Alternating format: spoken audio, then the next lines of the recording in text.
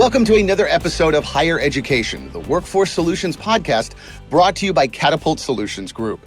I'm your host, Bobby Brill, and joining us on this episode are Mike Boyles, who is the Vice President of Operations for Catapult Federal Services, and Josh Rainier, who is the Human Resources Administrator at Catapult Solutions Group. Gentlemen, thank you so much for joining us today. Bobby, thanks for having us. Thank you very much. Before we get into the topic, Mike, give us some of your background. Tell us how you got involved in the world of working with recruiting and the people business. Yeah, kind of the way everything happens, right? Dumb luck. Right? I was a juvenile probation officer, and then I became a teacher, had my first kid, and wanted to have more kids and make more money. And I joke around, I say I got suckered into this business. It was supposed to be a short-term thing, and almost 20 years later, it's become a career, right? So pure dumb luck. Well, but at least you're helping people. I mean, so, at the same time, you do get those gold stars for being the guy that's helping people get a paycheck. So, kudos to that. Yeah, Josh. Sorry, ahead. I was going to say it's kind of the best of both worlds, right? For that exact reason, right? Because, I think in teaching, you're helping people. The financial reward isn't necessarily there, but in this world, it's kind of like having your cake and eating it too. You're helping, you're doing good, but you also have an opportunity to not only change lives, but make some money too. Oh, that's awesome. And Josh, how did you get involved in this? So I've been a lifelong salesperson since I started working when I was younger.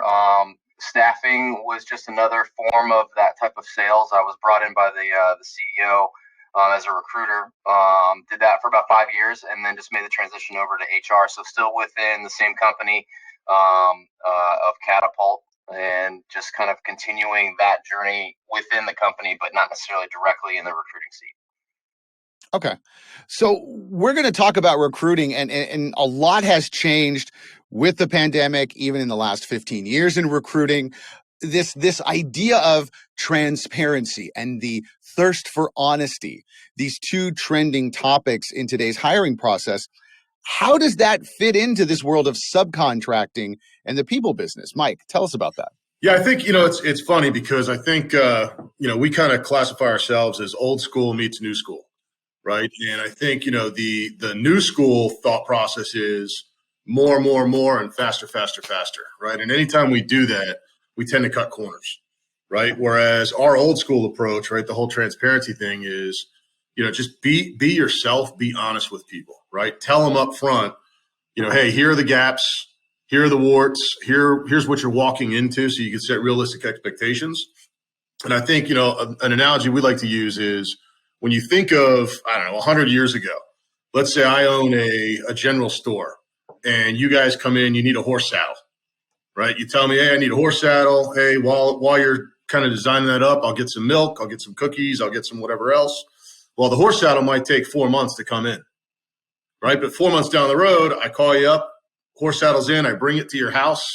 I tell you to test ride it, see if it fits, see if you like it. I also tell you if you don't like it, we'll get you another one built. Well, after that's done, you invite me in your house for dinner, right? You're like, hey, you got to stay for dinner, you got to hang out. And that's that salesmanship, right? That building relationships, that trust. And I think what we strive for here at Catapult is it's the same principle, right? It's not a new idea. We're not recreating the wheel or anything. We're actually bringing it back to the way that things should be, right? Person to person. Right, because so much of recruiting today is everything's online. You never talk to the person. You never see the person. And you're just like, okay, I got an email and a place to show up. And I guess there's somebody here I'm supposed to talk to, right? Precisely, right? And I think that's the thing, right? It's everything is ease of access now. I mean, don't get me wrong. I love technology. Technology is phenomenal.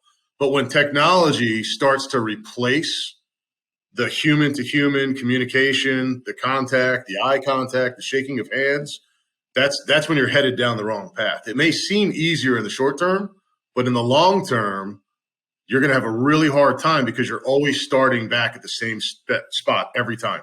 You got to every day. It's the same as like Groundhog Day. Instead of building on that relationship and building the trust and kind of further developing that ecosystem, if you will. And now, how does that translate to a candidate? When you're talking to a candidate, how does that makes sense to them when you're explaining, okay, we're doing it a way you may not be familiar with. It's the way we've always done it, but we've kind of changed. How do you explain that to candidates and set them up for success?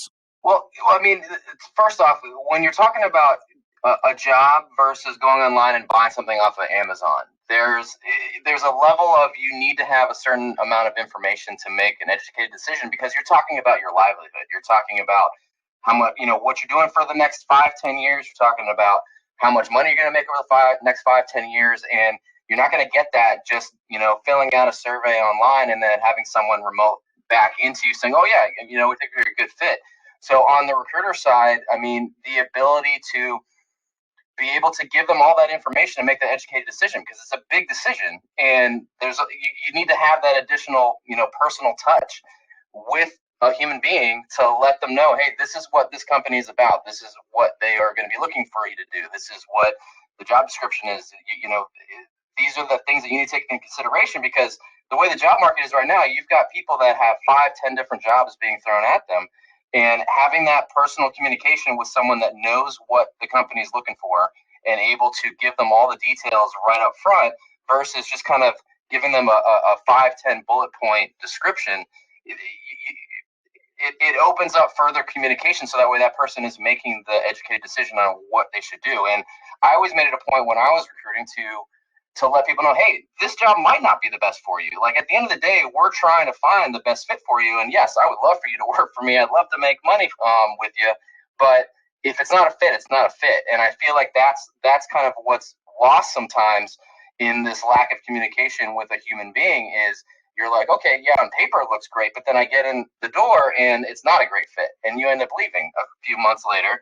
Now you're back on the job market and, you're not making money. So being transparent, to be able to have someone trust that you're giving them the right information, that you're giving them all the information, and giving them maybe even more information than they need to make that decision, because it's below big purchases of a house and like all these life decisions. You don't want to take those lightly. Yeah, Josh, you made a good point there, right? I mean, we're talking about transparency, and then Josh just threw trust out there. Right. And the two kind of they coincide. Right. I mean, I guess you could probably look at a dictionary and they have similar meanings. But I think trust is the key of any relationship, whether it's, the recruiter candidate relationship, the salesperson client relationship, husband, wife, father, son, whatever it is. Trust has to be there. If you don't have trust, it's really hard to build anything else. Right. And I think Josh talked about a couple other things where, let's be honest. I mean, most recruiters in the business are not very good. I mean, they're just not. I mean, let's be honest. Yeah. And it's not even their fault necessarily. I think most of the time it comes back to they're doing what they think they need to do. And it's simply put, I have a job, I need a body. So at all costs, I don't care if you're the right body or not, you're a body that I think might be a fit. So I'm going to try to do everything I can to kind of sell you and cram you into that, versus just having a little bit of integrity and kind of, let's take a step back. Right? Is it better to force a square peg in a round hole to eventually either break the hole or break the peg? Or is it better to, hey, you know what? Maybe just take an extra 30 seconds and find the actual peg that goes in that hole. It's interesting. And I think so many of us have gone through this process dozens of times to where, especially if you're working in tech or you're working in something that, even skilled labor has this now with so many different skill sets needed. You see a job description and it's almost boilerplate. And then there's a bunch of stuff tacked on that kind of makes sense, doesn't make sense, contradictory to what you actually know the job is. And then you talk to a recruiter and you have questions like, do I really need to know this software? It would be good if you did. Yeah. Do I need to know it? I don't know. Or, sure, what do you think? I don't know. I'll ask. Don't worry about it. How do you change that conversation to build the trust with not only your candidates, but with the end clients you work with? Yeah, I'm glad you brought that up, Josh. I'm sorry, I'm going to steal this one because this is one thing that gets me fired up, right? But in a good way, right? Because I think what also has to exist in any relationship is you're not always going to get along. You're not always going to have, the easy road and, okay, sounds good, honey. Let's let's just go be merry and, tiptoe through the tulips or whatever, right? There are times where you have to be honest, right? If we're going to talk about trust, then we also have to talk about truth. And the truth, it hurts a lot. It does. But it's still the truth, right? And I think a lot of times, if you look at the equation of, where are we getting that job? We're getting that job from a customer of some capacity. We have to, as salespeople, we have to be able to build relationships with the customer and push back on the customer and say, hey, Bobby, you just gave me this description. There's 30 bullet points. You and I both know nobody has all of this experience. Right. And if they do, you're going to have to pay 3 times what you're targeting to pay. So let's talk through that and figure out, what do they absolutely have to have?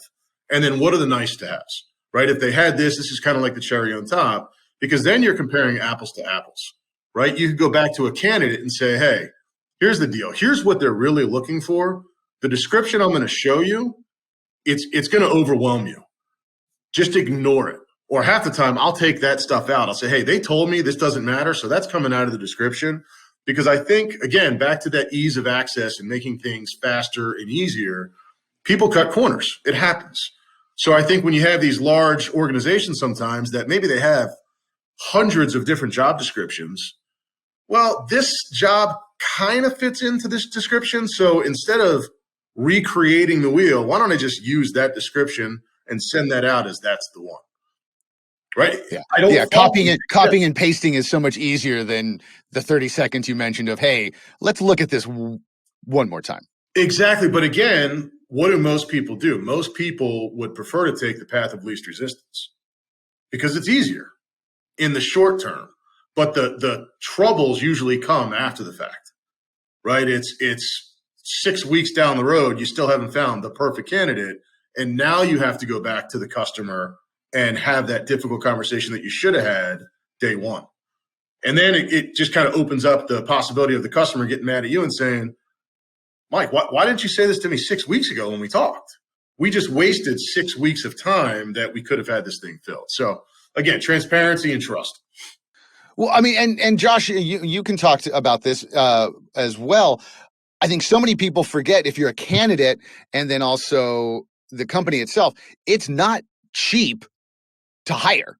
Just the hiring process. I think so many people don't realize, even when you're the candidate as well, that all of that onboarding, all of that stuff is probably as much, if not more, than the salary. Correct me if I'm wrong. Yeah, and I mean, and that's why doing the correct steps in making sure that the person is going to be a good fit before even sending them over to the client is key. Because yeah, I mean, everyone's going to lose on that situation. The company that you're recruiting for is going to lose, the candidate's going to lose, and us as the firm that's placing them is going to lose. So being able to give them all that information up front, and obviously it's still a people business. And I could submit Bobby, I could send your resume over. It's up to you to get the job, but it's up to me to know that you've got everything that the company needs and wants for that role to make sure that it's going to work in the long run. So it still goes back to that transparency and that trust issue is as a staffing firm, we need to make sure that we're doing the right things and getting the correct requirements. Like Mike was talking about, weeding out that 30 plus list, weeding it down to 5 and saying, okay, this is what you guys need, correct? Okay, these are the people that have those 5 things. And then obviously it's a relationship thing on that side. But building that trust on our end is where it all starts, because the candidates will then, put their faith that we are actually presenting a position that they are a good fit for, and it's just down to them to get the job. Makes perfect sense. Even though it seems you guys make it sound so easy, but it's like, man, this is that it's holistic, and I got to think about it, and it's almost Zen-like, but it's like, no, this is, when you're talking about skilled labor and some of these other jobs you're bringing, it's like, it's kind of, it seems like a real dichotomy. And for most people, I don't think they can wrap their brain around it. How did this whole idea come about for you guys? I mean, I think it's unfortunately, there's no easy way to do that, right? A lot of it is just running into brick wall after brick wall after brick wall. So you like anything else, right? I mean, how do you learn how to ride a bike, right? You fall down a whole bunch of times, right? Your parents are holding it, they're running beside you. Maybe it's on grass. Maybe you have training wheels. How'd you learn to walk, to crawl, to feed yourself, to pour milk? You learn by making mistakes. And I think, out of anybody here, I probably hold the record for number of mistakes, probably just today alone. But I think that's how you learn, right? It's, when you know that there's a table that you're going to stub your toe on every day, every time you walk by it, it may take me 6 months to learn that by stubbing my toe every day, but eventually it starts to sink in. But I think the other side of it is we always, as people, we tend to overcomplicate things, right? Everything, right? Sometimes somebody can say, hey, can you turn the light on? And we start to think, why is he asking me to turn the light on? Why can't he do it? Or why can't someone else do it? Does he mean it now, right this moment now? It's just a simple question of, hey, turn the light on. Like there's nothing more to it. And recruiting is the same way, right? We have a joke internally where we're not rocket scientists, right? We're not curing cancer. We're not rewiring brains or building prosthetic limbs. We're not doing any of that stuff. But at the same time, we're smarter than rocket scientists because we're dealing with humans every single day. And humans come in all shapes and sizes. And you've got to be a chameleon and be able to, kind of be empathetic and put yourself in every single person that you talk to's shoes, right? Because when you talk to candidates, they've got their guards up because you're asking all these probing questions, and in their mind, they have one goal in mind, and it's to get a job. That's what they're thinking. So they're a little bit reluctant to share some of their intimate details, right? I mean, whatever it is. Right. And it's our job to get them to get that, that comfortableness, that trust with us to where they're speaking honestly with us, right? Because again, they're thinking everything I say can and will be used against me in a court of law. That's all they're thinking. Sure. Can't blame them for it, right? It's easy for us to get mad at them. Oh, I don't understand why this guy won't tell me why he's had 4 jobs in the last 6 months. Well, probably because he doesn't trust you.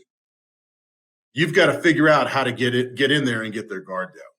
It's putting the human aspect back into a job which is already human based, but yet a lot of other companies and firms are going that more technical, AI type of route in their recruiting aspect. Whereas at Catapult, we're trying to reintroduce like what recruiting actually is, and it's making friendships. It's having a personal connection with somebody, and when you know that the person on the other side of the phone actually cares about where you end up and what you end up doing based off of whatever your skill set is and what you want to accomplish, those are the people that will then listen to anything. So if I call this guy back up, I'm like, hey, I've got this other opportunity. He'll know that I have his best interest at heart, and he's not just a number to me. I think that's the big problem in staffing is too many people get called by recruiters and they feel like a number. There's no connection. There's no personal trying to understand what this person needs, where they are in their life, what they're all about, to then present to them the correct opportunity. And Catapult tried to set itself apart in that aspect where even some of our best clients, they all started off with personal relationships. I mean, yeah, obviously everything started off with maybe a cold call at one point, but then take them out to lunch, you hang out outside of the work environment, you understand how they are as a person, an individual, and then that's where all the business comes from after that. But it's the same on the recruiting side. If you go buy a car and you talk to a sales guy, if the guy cares about what you're actually using the car for and he wants to know about your family and okay, what kind of things are you going to have, you're going to be more prone to want to talk to that guy about buying that car versus a guy that comes in and says how much money you have to spend. Okay, this is what your options are, and leaves you alone. And everyone's had that bad car salesman, and I was a car salesman years ago, and I hope I didn't fall in that category. But like, it's making people feel like people, making them feel like a human being, like they matter, they're not a number, and then they're gonna listen to everything that you have to give them. How dare you guys put humanity into human resources? Who do you guys think you are, for crying out loud? What's going on? But that's a good point too, Josh. Right? I mean, I think the goal of what we do every day, and the goal of really what every human on earth should try to do is you want to elicit an emotional response from people, right? You want them to basically leave the conversation with a smile and a feeling of, man, you know what, this person's actually trying to help me. Right? Because the world is full of people that make it look like they're helping.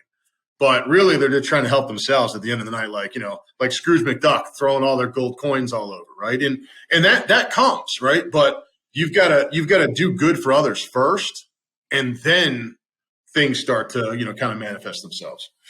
That's awesome. I hate to wrap it up because, you know, the first thing I want to do is like, how fast can I get my resume over to you? But how can people get their resume and themselves in front of you? What's the best way to reach out to you guys? I mean, I would say the best way is, you know, on our website.